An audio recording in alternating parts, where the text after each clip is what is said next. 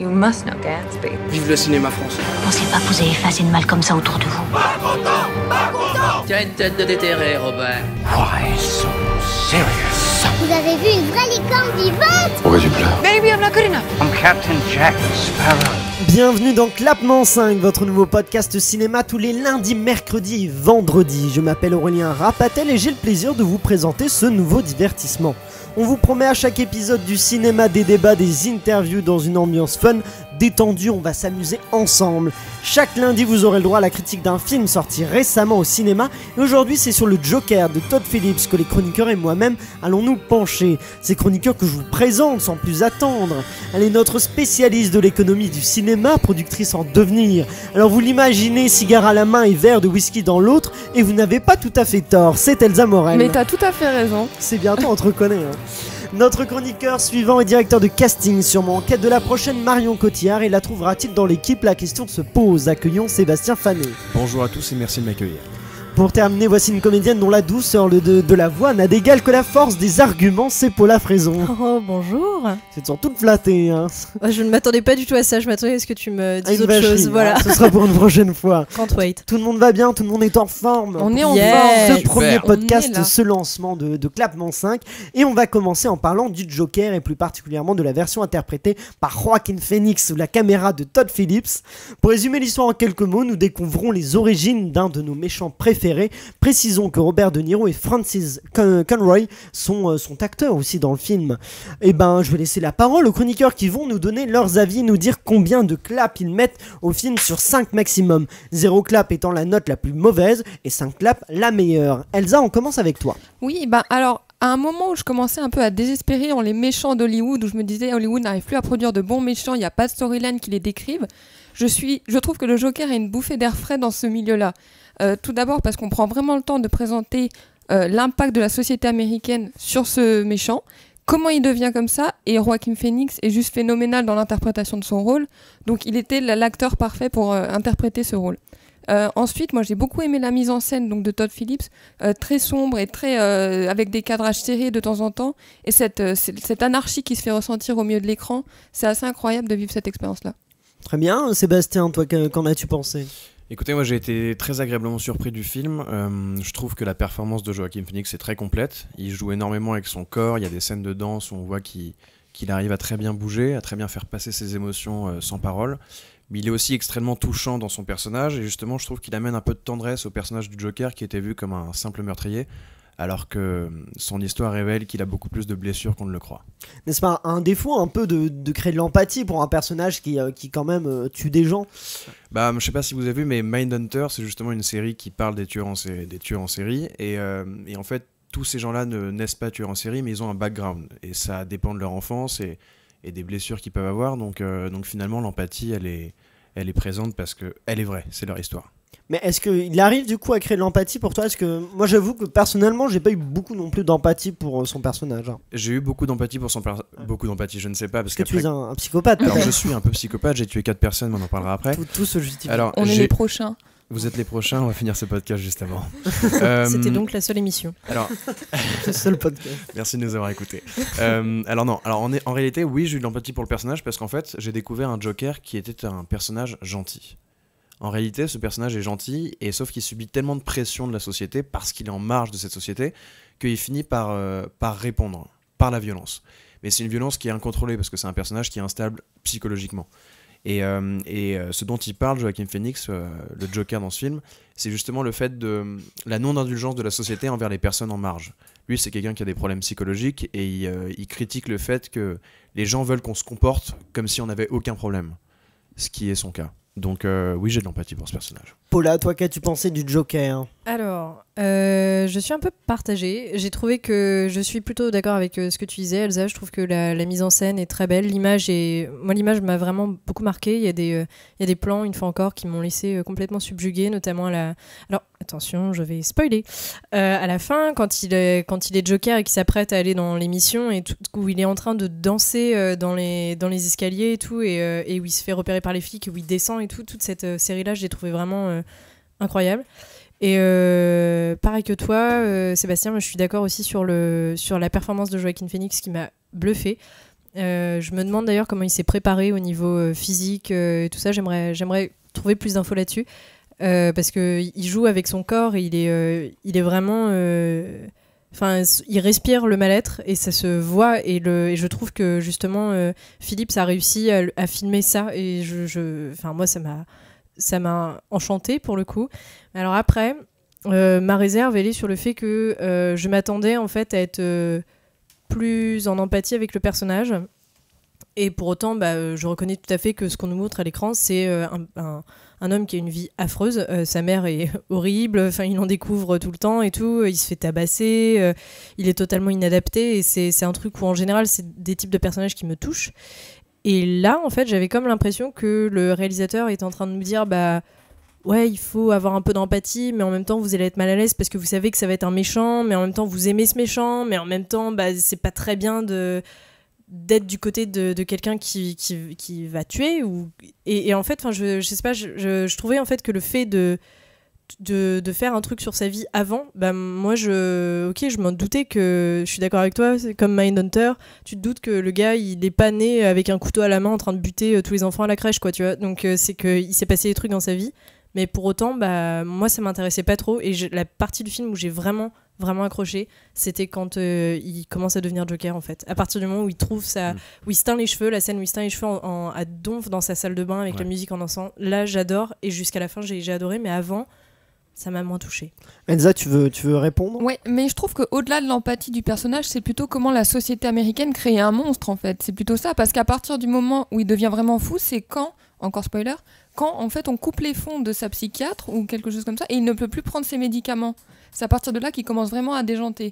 Et du coup, toute la question là est comment est-ce qu'une société peut créer un monstre, et ils ne viennent pas de nulle part, effectivement. Alors moi, je suis totalement d'accord avec toi là-dessus. J'ai oublié de dire dans ma critique que j'étais d'accord avec toi là-dessus. C'est vrai que c'est quasiment plus sur la société américaine, et son regard là-dessus est assez un peu cynique, à dire c'est un monde de merde, les gens sont égoïste et individualiste, et lui qui est à fleur de peau et sensible et complètement broyé par ça. Et après, moi j'ai encore une autre petite réserve, c'est sur le fait qu'en fait on mentionne qu'il est instable psychologiquement et qu'il a une maladie mentale, mais on ne sait pas laquelle. En fait, sur l'image que ça donne tu vois, sur la représentation, en fait, parce que bon, tu peux te dire ok, il est pas bien, il n'arrive pas à s'adapter parce que personne prend en compte sa maladie, personne essaye de faire un pas vers lui. Mais d'un autre côté, je trouve que la finalité, c'est quand même de montrer que le gars, il pète un câble. Donc, moi, ça m'a un peu dérangé le fait qu'ils appuient autant là-dessus, parce que je me suis dit, ouais, mais pour les personnes qui réellement souffrent de maladies psychologiques, ça reconvoque le cliché un peu de ouais, c'est des fous, quoi. Alors, je vais juste répondre à Paula avant de te donner la parole, Sébastien. Moi, pour ce que j'ai pensé du film, je trouve que c'est une très grande réussite, effectivement, ce que vous avez déjà relevé, c'est-à-dire que dans la mise en scène, c'est une mise en scène qui est particulièrement travaillée. Ça fait longtemps qu'on n'a pas vu de film de super-héros réaliste comme ça, avec des personnages forts, intéressants, et je trouve que c'est très réussi. Joaquin Phoenix est effectivement incroyable dans ce personnage-là, où il est complètement fou, où on voit qu'il est sans retenue, et ça fonctionne très bien. Juste sur ma effectivement petite retenue, mais j'ai énormément aimé le film, mais c'est effectivement là-dessus, je trouve que Todd Phillips a un léger souci avec, il est un peu gêné sur le fait, est-ce qu'on va mettre de l'empathie pour ce personnage-là ou pas, et du coup ça fait que le film surfe un peu, navigue un peu le cul entre deux chaises, pour avoir une expression un peu triviale, et du coup il y a une instabilité, quelque chose qui fait que le film aurait pu être une claque vraiment, et c'est une petite claque parce qu'il aurait pu aller plus loin, plus fort, et je suis d'accord avec Paula sur le fait que pour moi le film commence vraiment et fonctionne vraiment à partir du moment où il est le Joker, plutôt qu'avant où il tente un peu de dire comment il en est arrivé là, et du coup parfois en y disant bah oui, mais en même temps il a vraiment pas de chance pour des bonnes raisons, comme par exemple par la société américaine qui effectivement le prive de ses médicaments, tout ça, et aussi parfois pour de mauvaises raisons, juste il est agressé, du coup il devient violent parce qu'on l'agresse, et est-ce qu'il y a une réponse un peu stupide? Tu voulais répondre, Sébastien? Moi je voulais dire un truc que j'ai trouvé hyper intéressant, et je trouve au contraire que Todd Phillips il prend quand même parti du Joker dans ce film. Moi je trouve qu'il fait en sorte qu'on ait de l'empathie pour le personnage, et là où ça navigue un peu, c'est que de toute façon c'est un fou allié qui va finir par tuer tout le monde, donc c'est évident qu'on peut pas en avoir à 100%. Mais moi il y a un truc qui m'a beaucoup marqué, c'est que le Joker, c'est un personnage qui est vraiment en marge de la société, et le problème, c'est que c'est un clown qui veut aussi tenter de faire de la scène, donc il veut se mettre en avant. Donc il pourrait peut-être passer plus inaperçu dans un bureau, sauf que lui, il décide de monter sur scène et donc de subir les moqueries en direct. Et un des trucs qui a été vraiment intéressant dans le film, c'est, je sais pas si vous avez remarqué, mais à un moment, quand il essaye de prendre note des one-man shows qu'il regarde, pour s'en inspirer, c'est un personnage qui, en étant en marge de la société, n'arrive pas à rire en même temps que le public. Il rigole entre les vrais rires du public. Donc il rigole là où les vannes ne sont pas. Et au moment où il va vraiment s'affirmer dans le film, et où il va réussir à rire en même temps que tout le monde, c'est quand il va effectuer son premier meurtre. En gros, c'est quand il va commencer à répondre à sa société qui l'opprime. Donc c'est un personnage qui s'affirme le jour où il s'affirme en fait dans sa folie. Et la scène où il se met à rigoler en même temps que tout le monde, c'est quand il va voir un Charlie Chaplin et qu'on le voit sourire et rire en même temps que toute la salle. Donc on comprend qu'il commence à être un peu plus dans les normes, sauf qu'il est dans les normes mais avec sa folie, donc avec son profil de serial killer. Elsa, oui. Moi, je trouve que par rapport à toi, ce que tu disais, ce qu'il a manqué un peu quand même dans le film, c'est que j'espérais un peu une explosion en plus de folie, enfin de... Je sais pas, un moment d'anarchie. On l'a eu vers la fin, notamment lorsque... Bon, la fin est très réussie. Voilà, la il y a fin, toute ça monte, mais j'aurais aimé que ça arrive un peu plus tôt dans le film, en fait, que vraiment ça devienne l'anarchie dès le début, enfin, dès le milieu du film. Et je trouve que le personnage de Robert De Niro est un peu sous-exploité. Finalement, Oui, il est un peu là pour justement se montrer tout ça, mais c'est vrai qu'il sert pas assez. Il pourrait être plus avoir un rôle plus déterminant dans la vie du Joker. Et là, on le voit un peu. Il y a 2-3 séquences avec lui, mais qui sont pas incroyables. Juste, je viens de penser une petite lourdeur du film. C'est un moment, il y a effectivement on voit le personnage du Joker qui traîne avec un autre personnage, et un peu plus tard, on comprend qu'en fait, il s'est inventé cet autre personnage. Il traînait pas du tout avec, et Todd Phillips nous remet un flashback avec le Joker tout seul pour nous montrer ah bah non, en fait il traînait pas du tout avec. Ça, honnêtement, c'est un peu, je pense que quand dans le dialogue avec l'autre personne on comprend qu'elle ne le connaît pas du tout, on peut se douter que finalement il a imaginé ça, et c'était pas nécessaire de nous remontrer les plans avec le Joker tout seul. Ça, je pense que c'était dispensable. Mais moi j'étais un peu déçu parce que je me suis dit, au pire il aurait mis une scène, tu vois, où je sais pas, mais là il a vraiment fait plan par plan en mode là c'était faux, là c'était faux, là c'était faux aussi. Quelque chose de très documenté sur tout ce qui était faux. Et ça m'a étonné parce que comparé au reste du film, je me disais mais c'est étonnant, on dirait presque qu'il y a eu quelqu'un qui a imposé genre que ça a été rajouté ou pas. Je sais pas, je trouvais que Warner Bros ou un studio qui se soit inquiété qu'on comprenne pas assez bien et qui ait souhaité souligner un peu ça, mais c'est vrai que après c'est un tout petit défaut vraiment. Moi ce qu'on dit c'est que le film est quand même d'une très très grande qualité, donc voilà, c'est juste pour justement, le film est tellement bon qu'il faut souligner les mini défauts, et ça pour moi ça en fait partie. Je sais pas si Paula. Moi il y a un truc qui m'a marqué, c'est que en regardant le début du film et en regardant les costumes notamment, j'ai eu un doute sur la période à laquelle c'était censé se passer. Dans les années 70 ? Je me suis dit au départ années 70 et tout, et puis après dans la manif dans le métro, quand tu vois la façon dont les gens sont sapés, je me suis dit mais en fait après on sait pas, c'est Gotham, donc c'est vrai que c'est un peu un univers parallèle, mais j'ai l'impression que c'est fait exprès. Mais voilà, et justement en fait je trouvais ça intéressant qu'il y ait cette espèce de flottement sur le lieu, parce que j'ai l'impression en fait que ce qui montre aussi avec notamment tout le truc des manifestants qui veulent lutter contre les riches, etc. et tout. Je trouvais que c'était à la fois pour lui facile de faire un peu l'état des lieux de l'histoire américaine en disant ça a quand même un peu toujours été la même logique et toujours un peu la merde, quoi. Et le fait de faire allusion à la situation aujourd'hui, quoi, au fait que c'est tendu et tout, et t'as des gens qui vivent dans leur bulle et qui sont à des années-lumière de se rendre compte de ce qui se passe vraiment. Oui, c'est ça, il y a quelque chose d'un peu intemporel dans le film, on ne sait pas quand ça se déroule, et c'est juste, on parle des années 70 parce que visuellement, Todd Phillips a fait le choix d'un visuel qui ressemble un peu à de la pellicule. Il ne me semble pas qu'il soit tourné en pellicule, mais ça s'approche du 70 mm, et on a vu beaucoup d'articles qui faisaient référence à Taxi Driver, notamment, qui mettait le Joker en parallèle, parce que ça ressemble un peu avec ces rues de New York. C'est un film un peu urbain dans lequel on voit beaucoup les rues de New York avec cette grève des déchetteries, du coup toutes les poubelles s'entassent et ça fait très New York des années 70, mais ça c'est très réussi parce que ça nous plonge ça dans une époque, en même temps on voit effectivement d'autres détails qui nous en rappellent d'autres, et ça rend le film intemporel, et du coup on peut se dire que c'est valable à n'importe quelle époque et pas seulement avant. Sébastien, oui. Alors je voulais relever autre chose que j'avais trouvé justement hyper intéressant dans le scénario, qui montre bien la tendresse que peut avoir le personnage du Joker. C'est quand il commence à s'affirmer et donc à commettre des meurtres pour pouvoir se défendre face à ses oppresseurs. Moi, il y a une scène qui m'a beaucoup marqué, c'est quand il accueille 2 de ses anciens collègues, le nain et le grand mec. Le nain et le grand mec. Le nain et le grand mec, on ne dira pas leur nom. C'est le nom d'un film, ça. Un très mauvais film d'ailleurs. Joker 2. Et en fait, il va égorger l'oppresseur, celui qui l'a longtemps persécuté quand il était en tant que clown dans un espèce de cirque. Et sauf qu'il va laisser le nain partir. Et j'ai trouvé cette image assez forte parce que finalement, il laisse liberté aux gens qui sont au même niveau que lui et qui donc sont en marge de la société, comme le nain, qui lui-même, tout comme le Joker, subit souvent des moqueries et donc se retrouve un peu oppressé. Et donc, il tue celui qui l'a oppressé et qui l'a contrarié.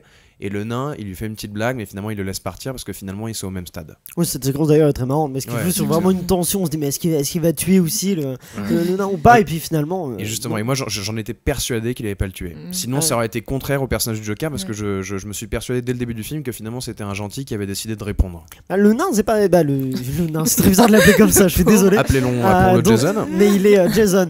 Il est pas toujours très clément avec le Joker, donc on peut s'attendre à... Moi je m'attendais, je me dis il y a moyen que, et puis non, surtout que je me disais mais il va aller voir la police, puis bon voilà, ça n'a pas été un souci pour lui. Elsa, j'ai une petite question, est-ce qu'on le voit pleurer à un moment donné, le Joker, dans le film? Alors ça, ça faut préciser que ça c'est absolument génial. Je trouve que ces crises de rire sont un parfait mélange entre des crises de larmes et des crises de pour rire. Pour moi son rire c'est ses larmes en fait. C'est ça, son rire, le film explique qu'il a une sorte de maladie qui fait qu'il rit comme ça de façon incontrôlée, et c'est vrai que je trouve que ça c'est magnifiquement interprété par Joaquin Phoenix. On ne sait pas s'il est en train de rire ou de pleurer, et juste avant pour accepter le rôle, Joaquin Phoenix a dit c'est le rire qui a été très déterminant pour savoir s'il allait accepter ou non, savoir s'il allait réussir à créer ce rire ou non.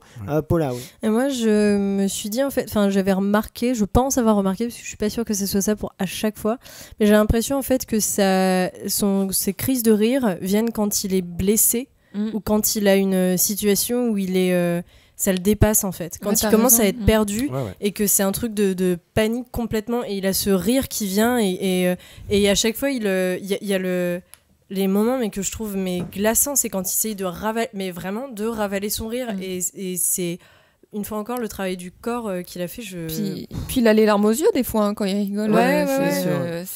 Alors, juste avant de vous demander vos notes, je vais vous préciser que le Joker est un succès dans le monde, puisqu'il a fait aux États-Unis pour son premier week-end entre le 4 et 6 octobre 93 millions de dollars, et il a battu c'est le meilleur démarrage de l'histoire pour un mois d'octobre. Donc c'est heureux que ce soit le Joker, parce que le précédent c'était Venom, donc on est quand même sur un film de plus haute qualité. À quelle note, Elsa, mets-tu au Joker? Et moi je mets 4 claps. 4 claps sur 5, donc t'as beaucoup aimé. Sébastien? Je vais mettre un 4 pour pas mettre 5 quoi. 4 aussi. Paula? Moi je dirais 3. 3 sur 5, très bien. Moi je vais mettre 4 sur 5 aussi, parce que je trouve que c'est une très grande réussite. Ça fait une moyenne de 3,75 claps, qu'on va arrondir à 4. Donc l'équipe vous conseille chaudement d'aller voir le Joker en salle, qui est une très grande réussite, que ce soit visuelle, au niveau du jeu d'acteur ou encore de la musique. Elsa, oui, je voulais juste préciser qu'aux États-Unis, ils avaient très peur qu'il y ait des fusillades en fait dans les cinémas. Parce qu'il y a eu ça pour le The Dark Knight Rises, pour une projection, et du coup ils ont mis des policiers. Il y a des policiers. Il y a même une séance où ils ont évacué la salle parce qu'ils ont cru, je crois qu'il y a une fausse alerte ou quelque chose comme ça. Du coup ils ont fait évacuer la salle. Mais c'est triste de... Mais je sais pas, tu m'as fait un signe de... Non. C'est triste de se dire que l'art peut mener à des choses comme ça en fait. Oui, c'est sûr. Bon, toi éditeur d'ailleurs, on va te demander combien de claps mets-tu au Joker. N'hésite pas à partager ta note en commentaire sur Instagram, Facebook et Twitter, @clap5 pour trouver nos pages. On va maintenant se quitter, se retrouver mercredi pour une interview de notre invité Lou Howard, jeune comédienne de talent. Merci beaucoup à vous tous chroniqueurs, merci à Ciné7 et à nos partenaires OCD Univers Ciné. N'oubliez pas de liker le podcast et de le partager au maximum. Suivez-nous aussi sur Instagram, Facebook et Twitter avec le nom @clap5 pour être au courant de la sortie des prochains podcasts et participer au concours que l'on vous propose chaque semaine. Je vous dis à mercredi, et d'ici là, allez au cinéma et surtout, des bisous.